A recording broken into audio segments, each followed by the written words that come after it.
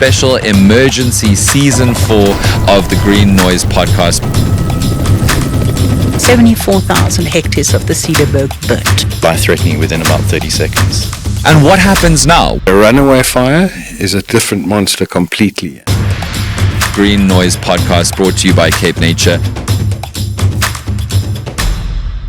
Welcome back to Green Noise, giving a voice to nature. This is a CapeNature podcast, and we are on season 4, live from Stadsal Caves in chilly Sunday weather, deep in the Cederberg. My name is Dan Corder. If you are brand new to this podcast series, let me tell you that we're on season 4. CapeNature is working very, very hard through this podcast series to bring light to and give voice to people who work in what CapeNature cares about, right? Which is biodiversity, ecotourism, conservation, and genuinely trying to just make the best kind of conditions of relation between flora, fauna, nature, and humanity across the Cape biome, because CapeNature is obviously the Biodiversity Conservation Authority of the Cape. And if you are brand new to season 4, this is an emergency podcast season. After season 3, we thought we'd get to the next season at some point.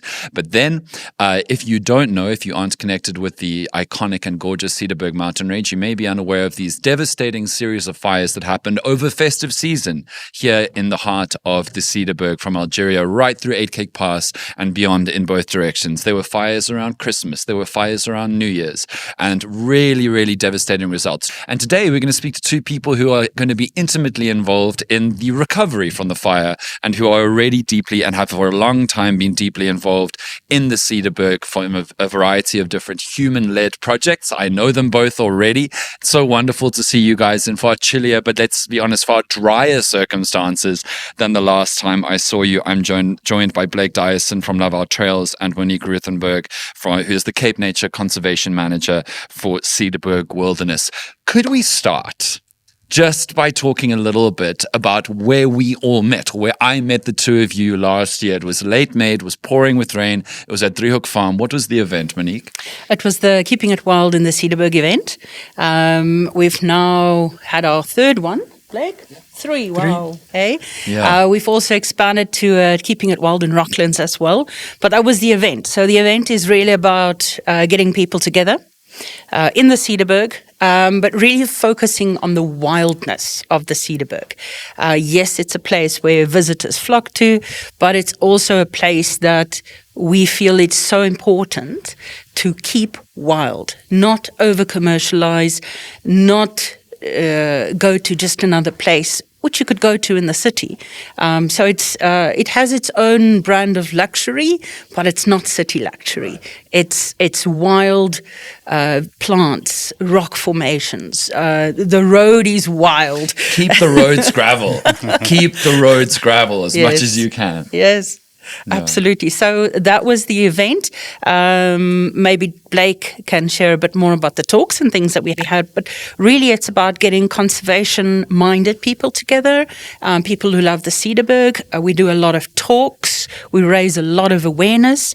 And then part of the event, it's a whole weekend long, is the people that join in actually give something back. Right. So we do something to make this wild area better. Okay, excellent. So before we talk about anything else, Blake, for a lot of people who don't know about Ravaged Trails, if you're listening, not watching, he's even wearing a cap, which is the merch, which is good.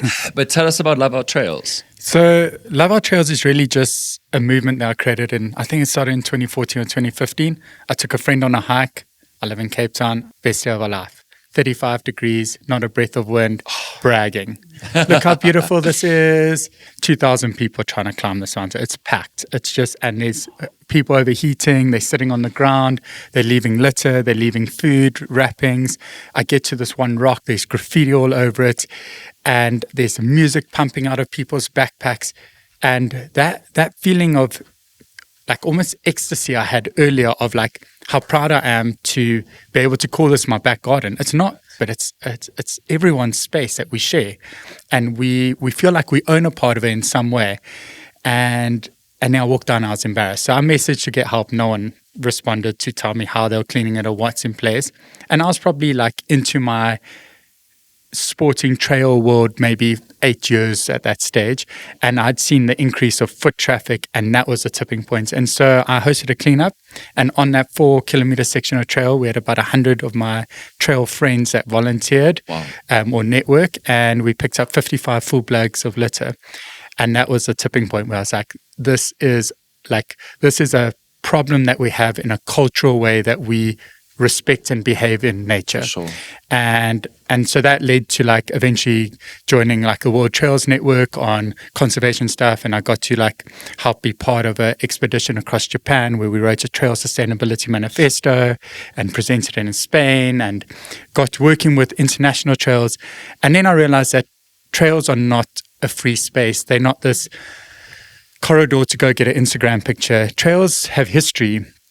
Trails carry value, and trails require a lot to stay sustainable. And historically, the trails that we're walking on just to get here, these are potentially koi sand trails. This rock art up the way. It's koi sand. But this was made for 300 people a year. Yeah.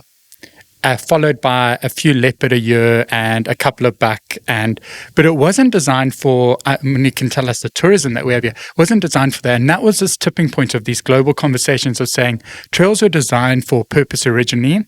And that purpose still remains, connecting to nature, connecting to communities, connecting to ourselves. So those core things still stay the same. It's just that we haven't built infrastructure on trails to be able to sustain the foot traffic. And often people get this wrong where they see it as we're preventing them. It's not preventing them. Love Our Trails is about how do we connect people to nature? How do we use trails as our footpaths to connect people to nature, ourselves, and communities in a sustainable way? And that involves me working with people like Monique to really take the knowledge I get from international on like, what is best practice? What are other places doing? How did Brazil get over the crime problem they had? Can Table Mountain do the same? How did places in Norway deal with Instagram effects, and now Cederberg's facing that? How do we bring those tools back? And then the biggest part for me is like nature is about the connection of humans to wildlife, and we need to change that thing of it's just this free space to like, actually, it gives me so much. I have a responsibility to give back to it. And I don't like using the word giving back. I actually have a responsibility to protect, preserve, and respect this place. And the struggle now is to find out who has that right to create that ethos, that etiquette that we should be following. Is it a white privileged person? Is it a Khoisan? Is it who has that right? And so things like Keeping It Wild are these places that we bring all these people together, and we have the conservationists talk about stars and rock art and conservation, from finding a new butterfly to people from the communities talking about how they cut cedar trees down, how their parents do it, to how now they're planting cedar trees, and connecting all of that so that we can best represent the best and most sustainable way to allow these corridors, these trails, to connect us to these wild places.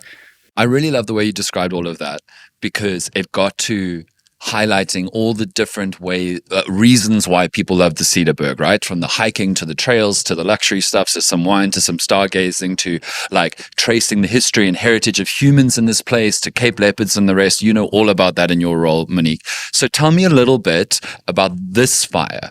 This set of fires that happened over the festive season. It's in your conservancy area. There's Algeria, we're at Stadsel. There's all of these important places that are at CapeNature's within their jurisdiction of responsibility. How did you first start hearing about the fires before Christmas? Tell me the story of that. So it was actually quite interesting. It was the first time in many years over Christmas that I was on leave. Oh, I'm sorry. It does go that way sometimes. It does. And then you realize why you do conservation. Yes. Yeah. So it was the 22nd, the afternoon, and I'd literally just gone outside because I live in Algeria. And I looked up the mountain, as one does. Yeah. And I saw this black smoke, and I realized that's not normal. And I realized very quickly that that black smoke was from a vehicle. And I immediately phoned the office and I said, do you guys know that there's a fire? And the guy said, what are you talking about? I said, just walk outside the office. You were the one who and spotted look it. up the mountain. Wow. And at the same time I was calling the office, I started getting missed calls from Davy and other people in That's Davia Driehoek farm. Davia Driehoek. And that just goes to show you we're also connected as well, because my phone was ringing off the hook. Right. Everyone from Justin to Davy to local residents, visitors to the area that I've come to know, was just phoning. Of course, we have a fire response plan. We activated it immediately, contacted the helicopters, etc. And of course, this whole fighting the fire process ensued for 15 days, effectively. So 22 December in the afternoon, right through to the 5th of January, with active firefighting. And of course, after the main fires are put out, you monitor. Yes. Just to make sure nothing stands up again, Something silly as a change in wind direction in a hot spot, and you've got the fire carrying on. So that was 15 days between the 22nd and the 5th, and 53,000 hectares later. That was the December fire. Now, what we need to remember is this was now the second fire in 2025, which was a big fire. The first one in February, March, was 21,000 hectares. Sure. So now you've got, in 2025 going into January 26, 74,000 hectares of the Cederberg burnt. You had to evacuate, didn't you? Actually, I didn't personally need to evacuate. Sometimes when you get in a fire situation and you've prepared your area, so you've done small block burns, you've got your fire breaks in place, and also depending on the fire that you're facing, sometimes it's actually safer to stay in your house. Interesting. So I was one of the fortunate people that Wow. it just went right through and right past. Did you guys have to evacuate the CapeNature Algeria site though?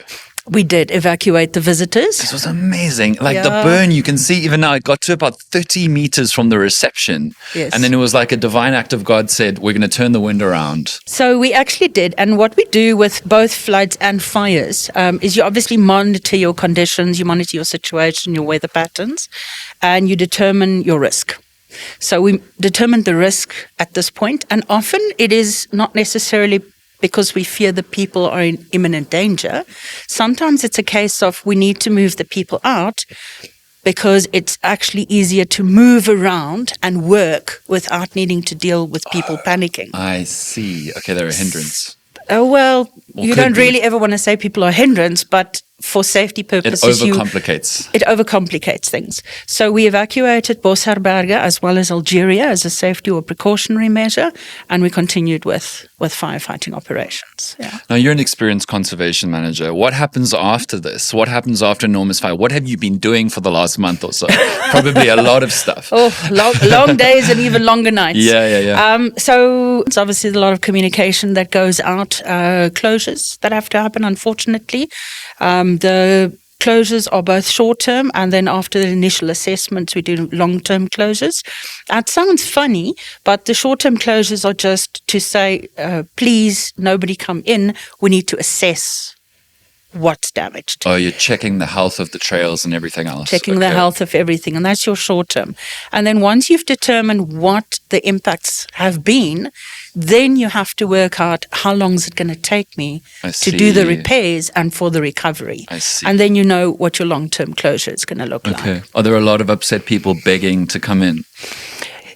Fewer than what you would think. And perhaps it's the Cederberg, and perhaps it's a mindset of people. I don't know yet. But I do believe that more and more people are starting to realize the impacts of fire on the environment and the importance of recovery. Right. It also, I suspect, is because so many other fires happened Oh, I immediately see. after this one. So many people, it's not something that happened in the distance and now you want to go back to your holiday place. So many people where they were living were impacted with fires on their doorsteps. And I think people have realized, oh my goodness, if this is happening behind my house, Yeah. what's happening in the Cederberg? Right. I'm staying in Algeria tonight, and it was quite extraordinary. We arrived around 12. It's an overcast day. It's rained a little bit. It's very windy. And I looked up at the slope of the valley and I just saw dust. And you never see dust in that area because there's foliage, there's brush overgrown. And I was just thinking about the real instant soil erosion that's happening all the time, degrading the soil. There's not a very deep, fertile soil in most areas of the Cederberg right now. And I was thinking about how difficult it's going to be for the foliage and the brush to recover such that it's actually the roots are holding down. And the extreme heat of the burns often damages the soil way down, even though the fire is not going underground, like the heat of it is going down and really, really, really degrading the soil. Blake, I'd love to hear what you have to say about, like, from your perspective from Live Out Trails, what needs to happen now to recover these vast trail networks that are very dear to people. People drive hours, people fly in to go to their favorite trails that they've been going on for decades. People have flown in sometimes over the years. My parents have done things like cleaning up trails and maintaining trails. What happens now? So I'd like to just put it out there first that I'm not a official expert in this. Yes, of course. I'm an expert in the sense that I'm so inquisitive and I've spent over a decade getting to meet all the experts. So I've got to meet the person who's like catching fish and eagles and researching them, and the people working on cedar trees and fire and all of that. And so through that, I have like what I call like an umbrella view of it. And I try and dumb their conversations down into a place where it's like my friends who are hikers, trail runners, adventurers. It's useful for them to like understand why it affects them or why they have a role to play. And so to place it like that is like our role right now as trail users is to support any conservation initiative, even if we disagree with it. It's to support it so that we can help speed up the process for recovery. And yes, selfishly, I want to be on the trail. Like, I'm also a guide. It's my salary in some ways. I really want to be here. But more importantly is I want to see this vegetation recover. Those sandstorms, that's our ground leaving. That's the seed bank that was there that might not even be there because we haven't had time to be able to do research on the heat of that fire. Did it actually kill the seed bank? Does the seed bank exist? Has the flood taken the seed bank down? Like there's a lot that needs to go in before that. And as non-experts in the space, I think we need to keep quiet a little bit and support the experts. And even if they're getting it wrong, or even if we disagree with what they're doing, we need to give them the space to go figure it out and to protect it.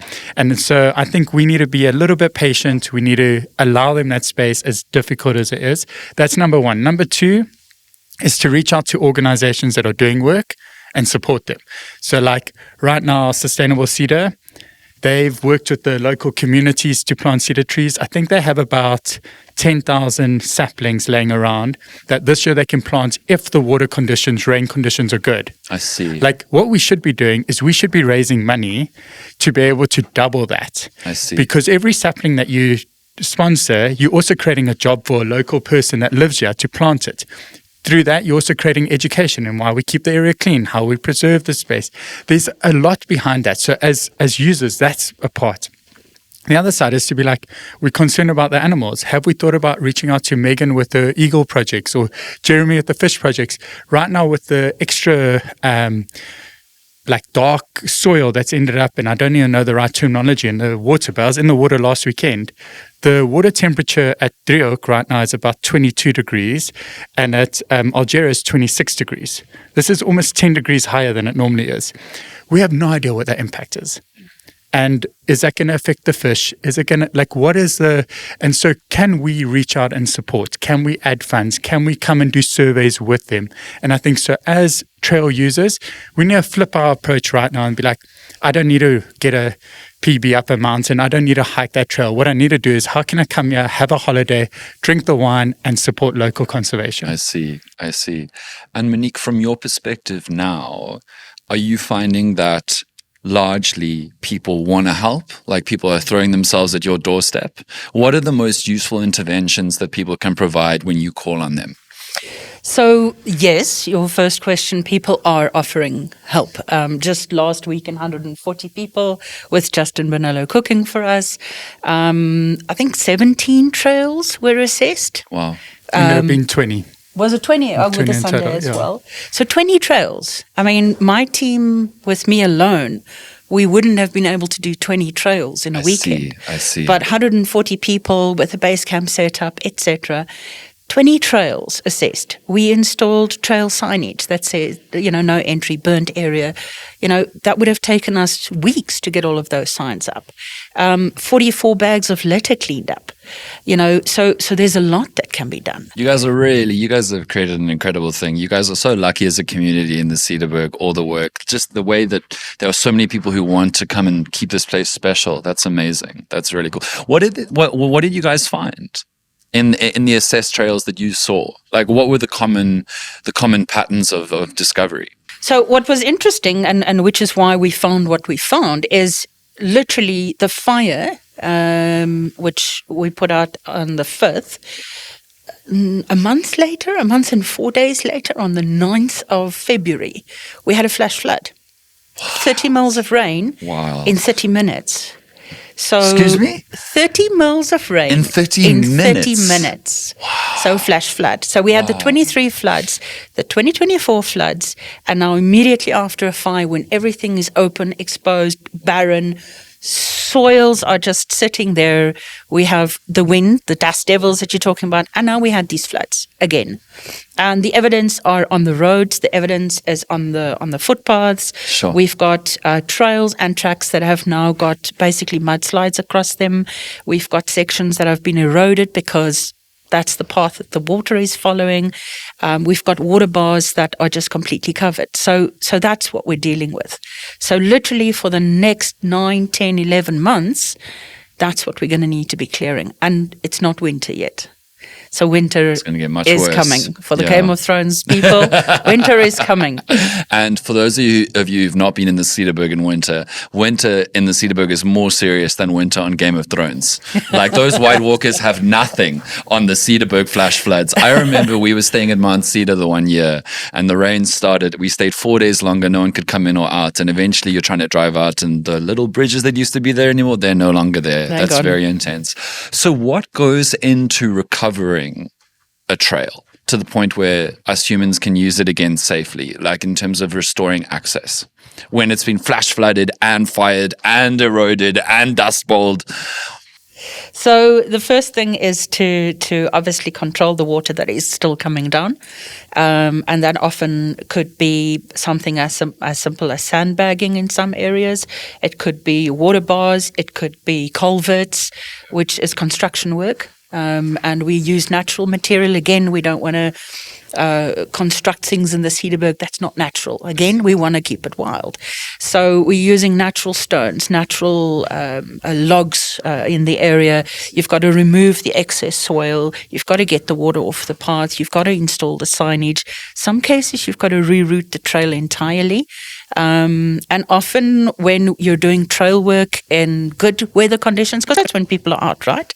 You don't do trail work when it's pouring with rain, but that's actually when you need to be on the trails to see what's happening. Oh, right. 100%. To see where the weak points are. To see where the weak points are, where the water is going. So that's a lot of what needs to be done, is reroute, repair, get water off, get excess soil off, and where the soil has washed away is repack rock. Repack gravel, for instance. Which parts of that reconstruction require experts like construction teams, and which of it can be experts leading volunteers like trail volunteers? So a lot of the footpaths, volunteers, and it's just manual labor. But as soon as you're dealing with jeep tracks, roads, then you're looking at gabions, you're looking at Reno mattresses, you're looking at bridges. Those are construction. That's construction. Okay. Wow. It sounds like a lot. And it's going to have some of these trails are not going to open for a good year, right? Probably not. Is that because you've got to wait through winter and then do evaluations and then do rebuild? You actually do it twice at least, and sometimes 3 times. So you do it before the rainy season, just to try and open where it looks like water used to run, so that when the water comes, it has a way to go where you want it to go. Then after winter, you do another assessment and a repair. Sure. And then just before you open, you do your One final more check. time. Blake, have you been involved in lots of like actual trail reconstruction and trail clearing and the rest? So not so much reconstruction, mostly just I haven't got the time to do it. Like it is tedious. It takes hours and hours and hours. So I more specialize on the auditing and then like the idea of how we can best build trails or reconstruct them on our advice side. So like super lucky to have been part of conversations internationally where there's research on how big a step should be, how to prevent shortcuts, and that. So I'll do like when we do briefings for these things, I'll help Monique with the discussion and I'll share ideas in our terms, because often the conservation people don't have to go into certain detail and they have to go into more detail on other things, and it doesn't always meet the volunteer. But to like have a joke with the volunteer to say like, as you get there, you're going to see rubble in the middle of the corner. Don't focus on this. That rubble's come from somewhere else. You have to look up. Like to simplify the conversation to that point where it's like, as a trail user, that's what you're doing. And so I think our biggest role is like, we need to have good leaders, and a big part that Monique and I and are trying to get in is like, how do we build leadership volunteers like stewards that can actually lead these things, potential guides, and that we can train them on either a green flag trail auditing system or whatever we can give a recognition to, that we know that there's a minimum standard. And so that's a long-term dream. But to be honest, like I've been doing this since 2014. The first couple of years I brought this up, I used to get hate mail on my WhatsApp and on my social media saying, trails have always been there, stop trying to do this, they've been around for hundreds of years. And it was super narrow-minded approach of being like, I'm trying to stop events happening there, I'm trying to stop people going out, instead of seeing like, I'm trying to create a sustainable model. And maybe my approach was very, I hadn't learned enough to approach it in the right way. It's just that I was maybe too direct. There was a diplomacy course waiting for you. Yeah. And so over time, I think I learned a bit. But I think now what we've seen is because we're doing these things and it's becoming fun and we have a community and like the farms come and they give wine, and Cederberg Beers gave us a keg the one day to celebrate, and Justin Benilla cooks everyone a pork. I mean, who gets the opportunity? And so people come and they celebrate and they be part of something. And once you've gone and picked up litter in an area, you won't unsee it. Like every time you walk, you'll see it. Once you've tried to build a trail, once you've walked up the mountain with a pick or a spade on your shoulder in 40 degrees heat and you clear it, you get back, you're like, okay, I'm not going to bitch that much. I understand how much work goes into it. And so I think like my role is very much like I've gone and done a bit of the work. I'm not saying I've done none of it, but I understand what goes into it, and I'm very fortunate to be surrounded by people who are experts in it. And I want to help create systems with management of parks like CapeNature, who have a lot of bureaucracy because they need it in some ways, but often it misses where the support is coming from. And so Love Our Trails role is like, really, how do we build this trust? And it's been years now that we started. The first time we wanted to do something on the trail, I think I helped with an audit in Northern Cederberg, and I had this like thick paper thing that I had to fill in and follow a strict rule. And then slowly the trust was like, actually Blake knows what he's doing. And then this year we tested an app model that we've done. And this could be a pivoting thing that we could use an app to allow volunteers or guides to audit trails throughout the year, which then goes into a pool. And potentially the next phase is, how does Love Our Trails build an AI tool that helps analyze this data to speed up the way that we can send volunteers out or experts out to actually go and do work that needs to happen. If a weather warning comes in, that app will tell us immediately, these are the 10 drains that need to be cleared. This is what's so exciting, right? I think you mentioned a little bit of this at Keeping It Wild last year. I seem to remember on the first night. But that was a year ago, so it was like I was hinting to it, but I couldn't tell the whole thing because we hadn't had a moment like this where I could prove how it works. Once you prove how it works, I've been inundated with messages being like, when's the next one? I'm like, I can't take another 6 weeks off work to plan another one. Like, just give me a break. But that is the point, right? And it's exactly what you've just illuminated, is that all of these really exciting technological developments happen because passionate people like sacrifice their spare time to pursue something they really love, to try and make a positive difference that then bears that kind of fruit. So thank you for that. And that's really, really tremendous.